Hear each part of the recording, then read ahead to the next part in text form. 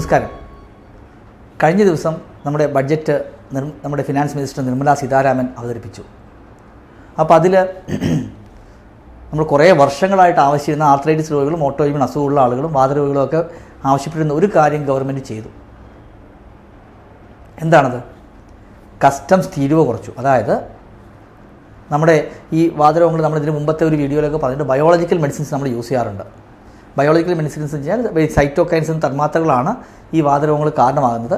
അപ്പോൾ അതിൻ്റെ ലെവൽ കുറയ്ക്കുന്ന വളരെ സ്പെസിഫിക് ആയിട്ട് ഒന്നുകിൽ തന്മാത്രകളെയോ അല്ലെങ്കിൽ കോശങ്ങളെയോ നശിപ്പിക്കുന്ന ഈ ഒരു മോളിക്യൂൾസാണ് ബയോളജിക്കൽ മെഡിസിൻസ്.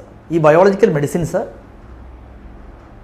പലതും ഇമ്പോർട്ടൻ്റാണ്. നമുക്ക് ഇന്ത്യയിൽ ഉണ്ടാക്കുന്നില്ല, പലതും ഇമ്പോർട്ടൻ്റാണ്. കുറേ എണ്ണം ഇന്ത്യയിൽ ഉണ്ടാക്കുന്നുണ്ട്, ബഹുഭൂരിഭാഗം ഇന്ത്യയിൽ ഉണ്ടാക്കുന്നുണ്ട്. ഒരു 70% ബയോളജിക്കൽസ് ഇന്ത്യ യൂസ് ചെയ്യുന്നുണ്ട്, ഇപ്പോൾ തന്നെ ഉണ്ടാക്കുന്നുണ്ട്. ബാക്കി 30% ഇപ്പോഴും പുറത്തുനിന്ന് ഇമ്പോർട്ട് ചെയ്യുകയാണ് ചെയ്യുന്നത്.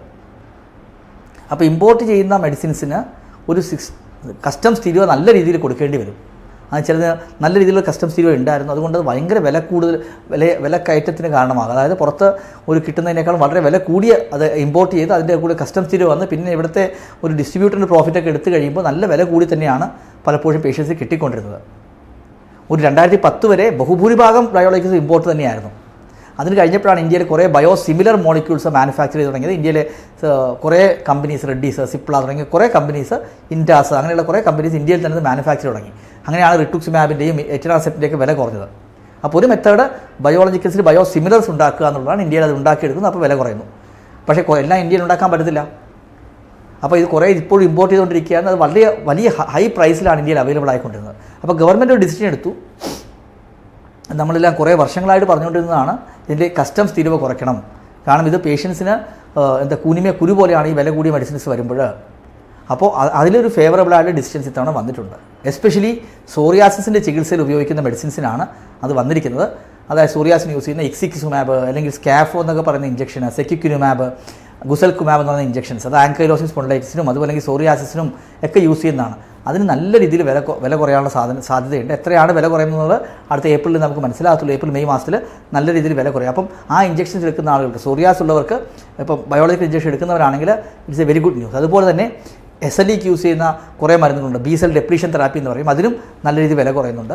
അതുകൂടാതെ അലർജിക്ക് യൂസ് ചെയ്യുന്ന ചില IgE കൂടിയവർക്ക് യൂസ് ചെയ്യുന്ന ഒരു ഇഞ്ചക്ഷൻസ് ഉണ്ട്. ഒമാലിസുമാബ് അല്ലെങ്കിൽ ബെൻഡ്രാലിസുമാബ്, മെപ്പോലിസുമാബ് എന്നൊക്കെ പറയുന്ന വേറെ കുറേ ബയോളജിക്കൽ മരുന്നുകളാണിത്.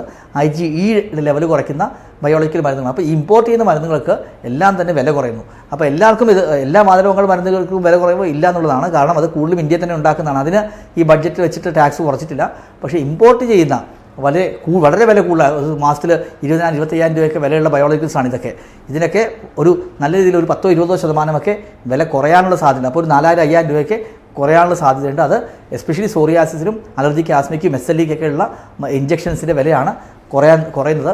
അത് ആർത്രൈറ്റിസ് വാതരോഗികൾക്ക്, എസ്പെഷ്യലി നമുക്ക് സാധാരണ മരുന്നുകൾ ഏക്കാത്തവർക്കാണ് നമ്മൾ ബയോളജിക്കൽസ് യൂസ് ചെയ്യുന്നത്. അങ്ങനെയുള്ളവർക്ക് ഡെഫിനറ്റ്ലി വലിയൊരു അനുഗ്രഹമായിരിക്കും. മാത്രമല്ല ബയോളജിക്കൽസ് യൂസ് വില കുറയുമ്പോൾ, കാരണം ഈ മരുന്നുകൾ വളരെ എഫക്റ്റീവാണ്. സെക്യുക്യുനുമാബ് ആണെങ്കിലും ഇക്സിക്സുമാബ് ഒക്കെ വളരെ എഫക്റ്റീവാണ്. പലപ്പോഴും നമ്മളത് ഫസ്റ്റ് ലൈനായിട്ട് കൊടുക്കാത്തത് സൈഡ് എഫക്റ്റ് കാണിട്ടില്ല. സൈഡ് എഫക്റ്റും വളരെ കുറഞ്ഞ മരുന്നുകളാണ്. അത് കൊടുക്കാത്തതിന് പ്രധാനപ്പെട്ട കാരണം വില വളരെ കൂടുതലാണെന്നുള്ളതാണ്. അപ്പോൾ ഇതിൻ്റെ വില നന്നായിട്ട് കുറയുകയാണെങ്കിൽ ഡെഫിനറ്റ്ലി കൂടുതൽ രോഗികൾക്ക് ഇത് അനുഗ്രഹമാകുകയും ചെയ്യും.